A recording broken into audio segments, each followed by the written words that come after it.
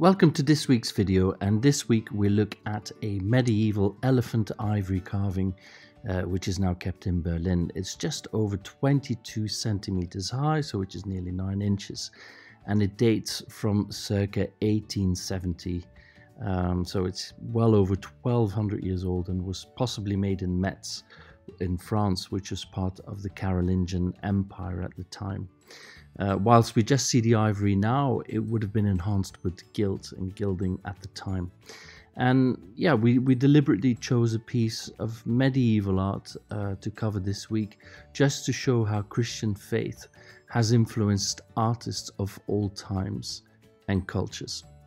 So what does it represent? The plaque is divided into 3 horizontal sections, as you can see, and which are commonly described as registers by art historians. And all 3 of these registers depict scenes from the life of Jesus. Looking at the top one first, we can see that it's showing Christ in the temple, and Christ is depicted at the very center of the scene, seated with a cruciform halo behind his head, and he's teaching to a group of older men, maybe doctors, basically his audience in the temple. Then the middle section, or the middle register, is depicting the marriage at Cana. So we see that this is Christ's first miracle in the New Testament, and at the marriage feast in Cana, Christ turned water into wine, and he asked to have 6 stone jars filled with water, which then, when tasted, was found to be wine of the finest quality. And we can see these little jars sort of being beautifully depicted here on the scene. Again, Christ, as in the top register, is at the center of the scene, easily identifiable by the cruciform halo behind his head. And facing him is his mother, who just told the servants to do his son's bidding.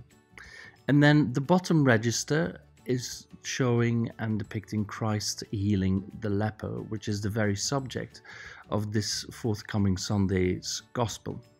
Christ is at the center of the scene, again with the halo behind his head, 5 disciples who follow him, and his right hand is now missing, but he's basically turning to the imploring leper, whose left arm, legs and back are covered with sores. So what is this actual object? One might think, and one might be inclined to say, that this is just maybe a small plaque for private devotion at home, but no, it was actually meant as a book cover and would have come with another ivory plate of similar dimensions, with similar surrounding ornamentation and central decorative scenes, which then would have been used for the back of the book. And it's the liturgy in both the Eastern and Western Church which necessitated a variety of additional objects, and because of their sacred function, liturgical objects were often crafted of the most precious materials. And precious liturgical books would have been decorated with an ivory relief, such as here on each side, set in the bindings along with maybe some gems and pearls.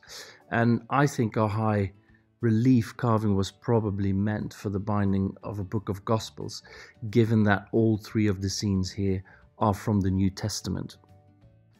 Where and when was this piece made? This book cover is a piece of Carolingian art, and the Carolingian dynasty ruled Western Europe from 750 to about 887, and the name comes from the large number of family members who bore the name Charles. The most famous of them was, of course, Charlemagne. And Charlemagne was declared emperor of the Romans by Pope Leo III in 800. And he very much wanted his reign to be a revival of the Roman Empire. And in our book cover, we can find these references to the ancient Roman Empire. We can see the acanthus leaves, which are a typical Roman motif, and also the figures are all depicted in the style of the antiquity.